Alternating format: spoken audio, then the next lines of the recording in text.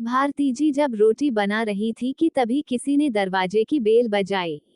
बेचारी भारती रसोई घर में अपने हाथों में लगे आटे से भरे हाथों के धोने तक लगातार दरवाजे की कुंडी बज रही थी।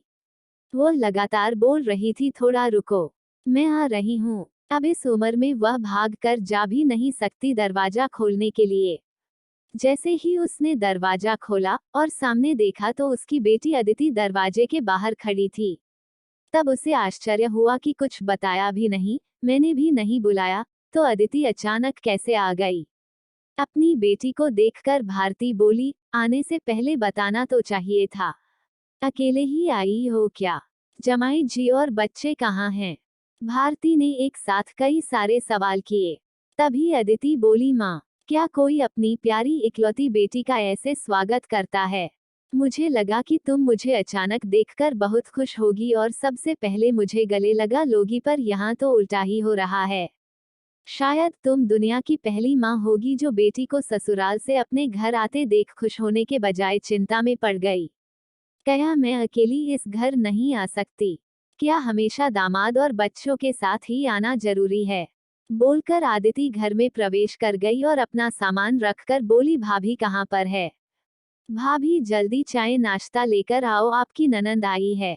बहू घर पर नहीं है, अपने मायके गई है।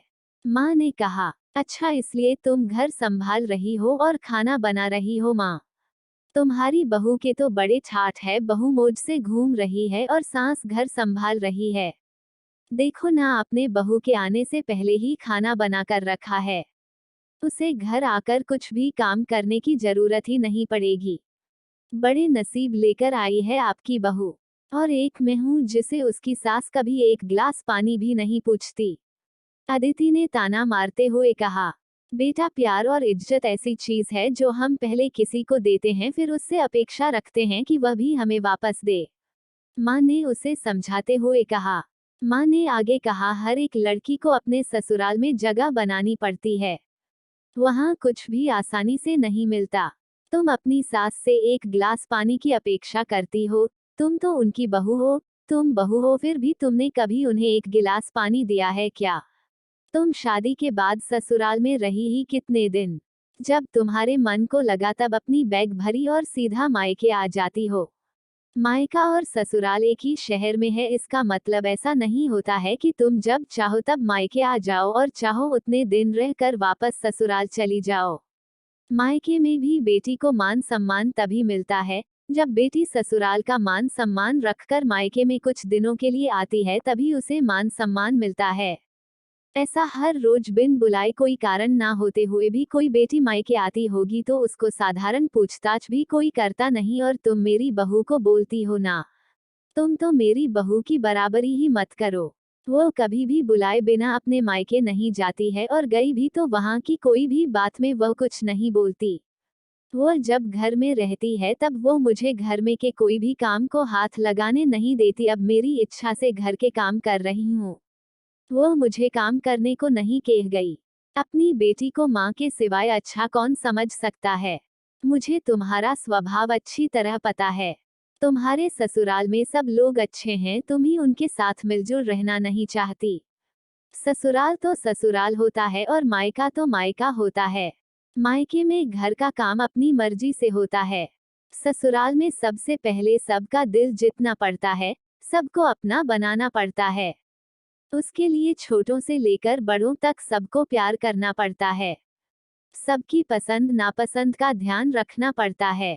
सबसे प्यार से बोलकर सबको उनके घर के कामों में मदद करनी पड़ती है, तभी सब लोग घर में आई नई बहू को स्वीकार करते हैं, उसे अपना मानते। तुम जिम्मेदारी लेने के लिए तैयार ही नहीं हो, इसलिए रोज रोज मायके चली आती हो। यहाँ आकर भी वही करती हो। अभी की बात देख लो, घर में कदम भी नहीं रखा उतने में भाभी को ऑर्डर देना शुरू कर दिया। भाभी, मुझे चाय नाश्ता लेकर आओ। वो व्यक्ति घर में है या नहीं, वह कैसी है, उसकी तबीयत कैसी है, वो पूछना भी जरूरी नहीं समझा। घर में आए मेहमान की मेहमान नवाजी होती है, पर उनका बर्ताव बोलना सामने के व्यक्ति को पसंद आया तो मेहमान नवाजी ना मांगते पूरी होती है। पर तुम्हारा ऐसा बर्ताव मुझे ही पसंद नहीं आता तो तुम्हारे ससुराल के लोगों को कैसे पसंद आएगा? तुम बोलती हो ना मेरे बहू का बहुत थॉट है, तो वो बात सही है। उसने यहाँ हमारा दिल जीत लिया है और हर एक के दिल में खुद की जगह बनाई है। वो रोज रोज तुम्हारे जैसी ससुराल के लोगों के साथ झगड़ा करके मायके नहीं जाती, इस वजह से ससुराल और मायका दोनों जगह उसकी इज्जत होती है। जब तक उसे अपने मायके से बुलावा नहीं आता तब तक वह जाती नहीं। आज माँ ने ही अपनी बेटी को उसके बर्ताव के दोष दिखाए, क्योंकि उसे लगता था कि अपनी बेटी को अभी नहीं समझाया तो वह उसे कभी नहीं समझेगी। तब तक बहू भी घर आ गई। उसने अदिति को देखते ही वह बोली, अरे दीदी आपका भाई, मुझे फोन किया होता तो मैं जल्दी घर आ गई होती ना। इस पर आदिति बोली, नहीं नहीं भाभी, मैं वापस जा रही हूँ। अभी ही मेरी सास का फोन आया था, उनके सीने में दर्द हो रहा है, मुझे वापस जाना है, आऊंगी वापस कभी यहाँ। एल बोलकर आदिति अपना सामान लेकर चली गई।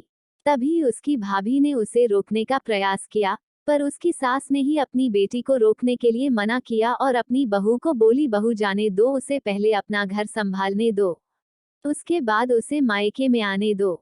तुम भी किसी के नहीं बुलाने पर तुम्हारी मायके जाती हो क्या? तभी बहू भी समझ गई कि सास ने उनकी बेटी को जीवन का पाठ पढ़ाया। काफी महीने हो गए अदिति का फोन नहीं आया था। वो खुद भी मायके नहीं आई, इसलिए उसकी माँ ने उसे फोन किया। शुरुआत में किसी ने भी फोन उठाया नहीं, फिर थोड़ी देर बाद फोन किया तो फोन उठाया, लेकिन आदिति ने नहीं, उसकी सास ने उठाया। तभी उन्होंने ने उनकी तबीयत का पूछा, फिर दोनों की बातें शुरू हुई। तभी बीच में ही अदिति की सास ने उसकी माँ को धन्यवाद किया। तब अचानक उनके ऐसे बोलने पर उनको कुछ समझ नहीं आया, इसलिए भारती जी ने वापस पूछा, आप और किसी के बात कर रही हो क्या? अदिति की सास बोली, नहीं तो फिर आप धन्यवाद किसको बोल रही थी? भारती जी पूछा, आपकी बेटी अदिति बहुत समझदारी से बर्ताव कर रही है, सभी को अपना बनाने की कोशिश कर रही है, सभी की मनपसंद का खाना बनाकर खिलाते हैं, घर में बहुत आनंद का वातावरण बना है, कोई भी झगड़ा नहीं, जैसे स्वर्ग ही बन गया हो मेरा घर। इसलिए मैं आपको धन्यवाद बोल रही हूँ। आपकी बेटी के अच्छे बर्ताव से यह दिन हमें देखने मिला, हम बहुत धन्य हो गए। पहले हमें उसकी तरफ से कोई भी अपेक्षा नहीं थी, पर आपने उसे समझाकर भेजा और उसके स्वभाव में बदलाव आया। आज उसी आदिति को मायके जाना तो दूर की बात है, फोन पर बोलने के लिए भी उसके पास वक्त नहीं है। वो अपने गृहस्थी में व्यस्त हो गई है। दोस्तों, सभी माँओं ने अगर अपनी बेटियों को ऐसा समझाया और उनको समझ आ गया तो किसी भी घर में झगड़ा होगा ही नहीं और कोई भी घर टूटेगा नहीं। आपको हमारी यह स्टोरी कैसी लगी कमेंट करके जरूर बताना। अगर आपने अभी तक हमारे चैनल को सब्सक्राइब नहीं किया तो ऐसी अच्छी अच्छी कहानी सुनने के लिए हमारे चैनल को सब्सक्राइब करना, वीडियो को लाइक करना और मुझे सपोर्ट करना।